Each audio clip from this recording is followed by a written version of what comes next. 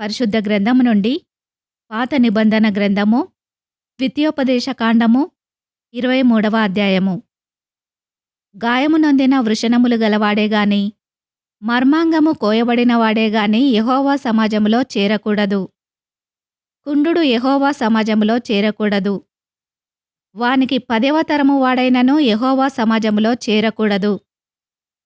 అమ్మోనీయుడే గాని మోయాబీయుడే గాని యెహోవా సమాజంలో చేరకూడదు. వారిలో 10వ తరము వారైనను ఎన్నడునూ యెహోవా సమాజములో చేరకూడదు.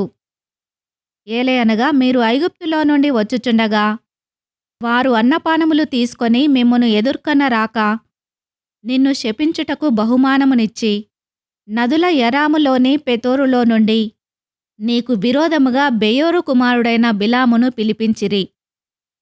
అయితే నీ దేవుడైన యెహోవా బిలాము మాట విననొల్లకుండెను.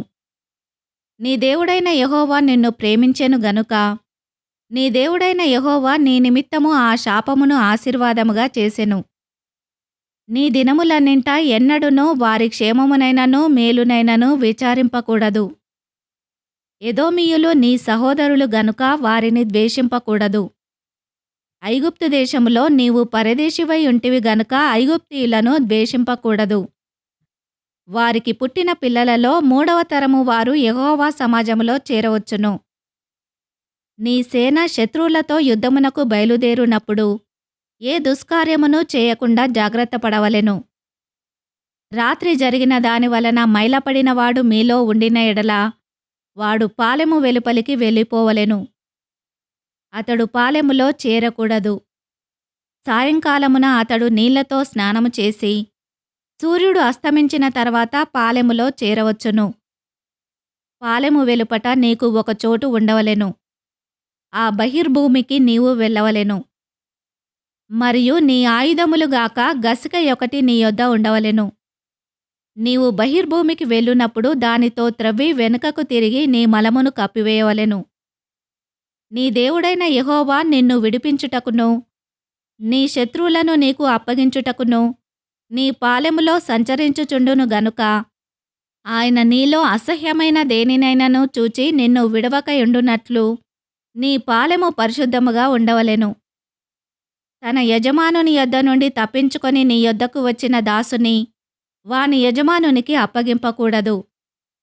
అతడు తన ఇష్టప్రకారము నీ గ్రామములలో ఒకదానియందు తాను ఏర్పరచుకొనిన చోట మీతో కలిసి మీ మధ్య నివసింపవలెను. నీవు వాని బాధింపకూడదు. ఇశ్రాయేలు కుమార్తెలలో ఎవతియు వేశ్యగా ఉండకూడదు. ఇశ్రాయేలు కుమారులలో ఎవడునూ పురుషగామిగా ఉండకూడదు. పడుపు సొమ్మునే గాని కుక్క విలువనే గాని మ్రొక్కుబడిగా నీ దేవుడైన యెహోవా ఇంటికి తేకూడదు.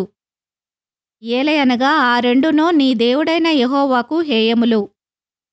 నీవు వెండినే గాని ఆహార ద్రవ్యమునే గాని వడ్డీకి వేయబడు దేనిని నీ సహోదరులకు వడ్డీకి ఇయ్యకూడదు.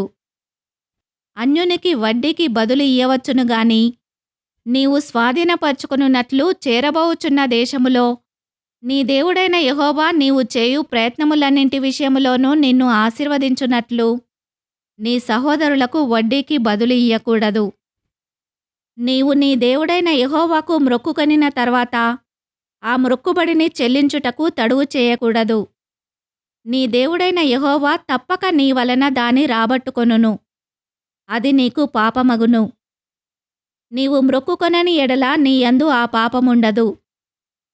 నీ పెదవుల నుండి బయలుదేరిన మాటను నెరవేర్చుకొని నీ దేవుడైన యెహోవాకు మ్రొక్కుకొనిన ప్రకారము నీవు నీ నోట పలికినట్లు స్వేచ్ఛార్పణము నర్పింపవలెను. నీవు నీ పొరుగువాని ద్రాక్షతోటకు వచ్చినప్పుడు నీ ఇష్టప్రకారము నీకు చాలినంత వరకు ద్రాక్ష పండ్లు తినవచ్చును గాని నీ పాత్రలో వాటిని వేసుకొనకూడదు. నీ పొరుగువాని పంట చేనికి వచ్చునప్పుడు నీ చేతితో వెన్నులు త్రుంచుకొనవచ్చును గాని నీ పొరుగువాని పంట చేని మీద కొడవలి వేయకూడదు.